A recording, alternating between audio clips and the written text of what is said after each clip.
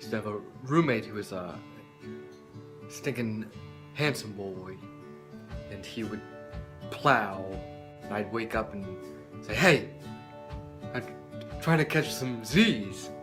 Keep it up down there." He would come down and yell at me, and he'd say, "Were you peeking in the window on me when I was plowing?" Yes, I did. Love to do that. And he'd say, "You do not peek on me when I'm plowing, boy." Never had a chance to plow. Not even sure how you do that.